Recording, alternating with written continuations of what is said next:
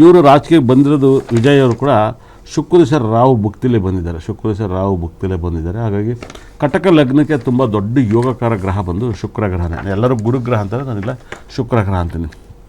ಇಲ್ಲಿ ಮೊದಲಿಗೆ ವಿಜಯ್ಗೆ ಖಂಡಿತಲ್ಲೂ ಕೂಡ ಅವರ ಫ್ಯಾಮಿಲಿಯಲ್ಲಿ ಅವ್ರು ಯಾರ ಜೊತೆಲೂ ಬದುಕಲ್ಲ.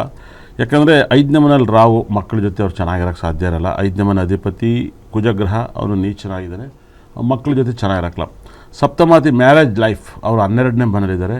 ಹಾಗಾಗಿ ಮ್ಯಾರೇಜ್ ಲೈಫು ಕೋರ್ಟು ಕೇಸು ಮೆಟ್ಲತ್ತದೆ. ಹಾಗಾಗಿ ಅವರು ಯಾರ ಜೊತೆ ಇರಲ್ಲ 100%. ಅದೇ ಥರ ತಂದೆ 9ನೇ ಮನೆ ಅಧಿಪತಿ, ತಂದೆ ಭಾಳ ವಿಶೇಷವಾಗಿ ಅವರು ಕೂಡ ಅಷ್ಟಮದಲ್ಲಿದ್ದಾರೆ. ತಂದೆ ಜೊತೆ ಕೂಡ ವಿಜಯ್ ಸೇರಲ್ಲ.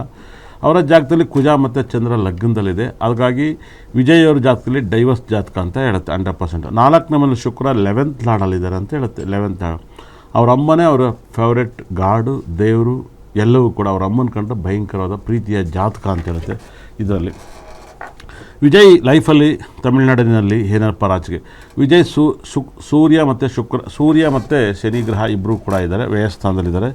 ವಿಜಯ್ CM ಆಗೋದು ನಿಜ, ಜೈಲಿಗೆ ಕೂಡ ಹೋಗ್ತಾರೆ 100%. ಅದು ನಾಳೆ ಕಂಪ್ಲೇಂಟ್ ಕೇಸೆಲ್ಲ ಆಗುತ್ತೆ 100%. ನೋಡಿ, ಒಬ್ಬ ಮನುಷ್ಯ ಬರೋಕ್ಕಿಂತ ಮುಂಚೆ ಮನುಷ್ಯನ್ನೇ ಬಲಿ ಕೊಟ್ಟು ಬಂದ್ಮೇಲೆ ಬರೋಕೆ ಏನು ಸುಮ್ಮನೆ ಅಲ್ಲ. ಹಿಂದೆಲ್ಲ ಮನುಷ್ಯನ ಬಲಿ ಕೊಡೋರು, ಡ್ಯಾಮ್ ಕಟ್ಟೋಕ್ಕೆ ಅವೆಲ್ಲ ಎದುರಿಸೋರು ನಮ್ಮನ್ನು. ವಿಜಯ್ ಎಲೆಕ್ಷನ್ಗೆ ಬರೋಕ್ಕಿಂತ ಮುಂಚೆ ತುಂಬ ಜನ ಅವ್ರ ಮೆರವಣಿಗೆಯಲ್ಲಿ, ನೀವು ಕರೂರಲ್ಲಿ ತುಂಬ ಜನ ಕಾಲು ತುಳಿತ ತೀರ್ಥ ಆಗಿದ್ದಾರೆ 100%. ಹಾಗಾಗಿ ತುಂಬ ತಲೆಗಾರ ಅಂತಲೇ ಹೇಳುತ್ತೆ. ವಿಜಯ್ ತುಂಬ ಬುದ್ಧಿವಂತರು ಕೂಡ ಆಗಿರ್ತಾರೆ 100%.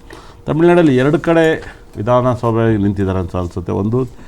ಒಂದು ಭಾಳ ವಿಶೇಷವಾಗಿ ತಿರುಚಿ ಮಾವಟದಲ್ಲಿ, ಒಂದು ಚೆನ್ನೈ ಮಾವಟದಲ್ಲಿ ಸೇರಿರ್ತಾರೆ 100%.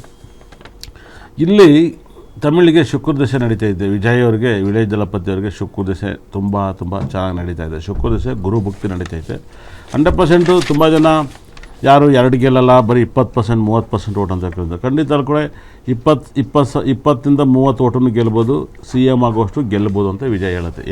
20 ನನ್ನ ಒಂದು ಪ್ರಕಾರ ವಿಜಯ್ ಇರೋ ಲೆವೆಲ್ಲಿಗೆ, ಅವರ ಆಡಿಯನ್ಸು ಮಾಸ್ಗೆ ಖಂಡಿತಲ್ಲೂ ಕೂಡ ಹೊರಗಡೆ ಭಾಳ ವಿಶೇಷ ಅರ್ಥ ಮಾಡ್ಕೋದು. 20ರಿಂದ 30 ಗೆದ್ದು ಅದು ಏನಾದ್ರು ವಿಪರೀತ ದುಸ್ಥಾನದ ಬಿಡಿಸೋದ್ರೆ CM ಆಗೋಷ್ಟು ಗೆಲ್ಬೋದು ಅಂತ ತಾಕತ್ ಜಾತಕ ಅದು 100%. ತುಂಬ ಅದ್ಭುತವಾದ ಜಾತಕ ಆಗುತ್ತೆ.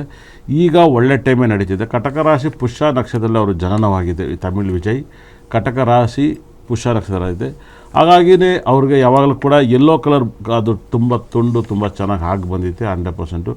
ಕರೂರ್ ಅನ್ನೋದು ಅವರ ರಾಶಿಗೆ 12ನೇ ಮನೆ ಆಗುತ್ತೆ. 12ನೇ ಮನೆ, ಹಾಗಾಗಿಯೇ ರಾಶಿಗೆ 12ನೇ ಮನೆ ಆಗಿದೆ. ಸಿಂಹ ರಾಶಿಗೆ ತಮಿಳುನಾಡು ಅನ್ನೋದು 2ನೇ ಮನೆ ಆಗುತ್ತೆ.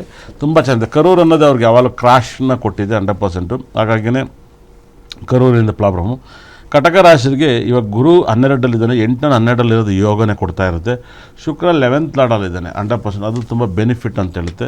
ತಮಿಳ್ ವಿಜಯ್ ಖಂಡಿತಲ್ಲೂ ಕೂಡ ಈ ಸರಿ CM ಆಗೋಕ್ಕೆ ಚಾನ್ಸಸ್ಸು ಜಾಸ್ತಿ ಇದೆ 100%. ಅದು ಹೇಗಾಗ್ತಾರೋ ಎಂತ ಆಗ್ತಾರೋ ಗೊತ್ತಿಲ್ಲ.